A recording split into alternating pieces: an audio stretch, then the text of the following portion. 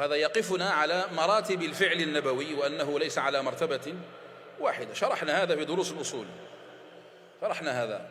وفعله المركوز في الجبلة كالأكل والشرب فليس ملة، ما فعله صلى الله عليه وسلم بمقتضى الجبلة والعادة.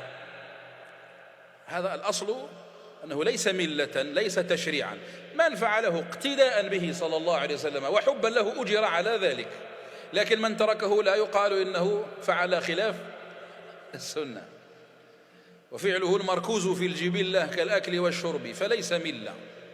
مثلا كان صلى الله عليه وسلم يحب الدباء، نوع من القرع يعني يعجبه ويحبه. لا يقال من السنة أكل الدباء، لا، ولا الذي لا يأكل الدباء خالف السنة، لا، هذا أمر يتعلق بالجبلة والعادة. لكن من أحب الدباء لحب سيدنا رسول الله صلى الله عليه وسلم يرجى له أن يؤجر على هذا. صار يحب الدباء لأن الحبيب المصطفى والنبي المجتبى عليه الصلاة والسلام كان يحبه، يرجى له الخير فعلا. لكن لا يقال إن الذي لا يأكل الدباء فعل خلاف السنة. فهمتم هذا؟ وفعله المركوز في الجبلة كالأكل والشرب فليس ملة، من غير لمح الوصف والذي احتمل شرعا ففيه قل تردد حصل. قال لك إلا إذا تعلق به شوب التشريع، فما لا، من غير لمح الوصف والذي احتمل شرعا ففيه قل تردد حصل. فالحج راكبا عليه يجري كضجعة بعد صلاة الفجر.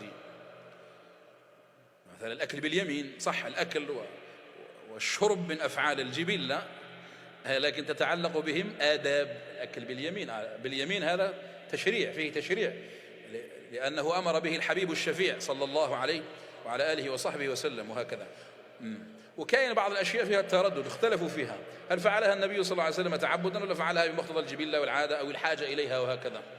فالحج راكبا، جاء عنه صلى الله عليه وسلم الركوب في الحج، فهل من السنة الركوب في الحج ولا ركب عليه الصلاة والسلام ليراه الناس ولكي يأخذوا عنه الأحكام مثلا، لأنه أصيب بتعب وإرهاق كما جاء في بعض الحديث. هذا يجينا إن شاء الله في فقه الحج. كضجعة بعد صلاة الفجر، بعد سنة الفجر، كان صلى الله عليه وسلم إذا صلى سنة الفجر اضطجع قليلا يرتاح من قيام الليل.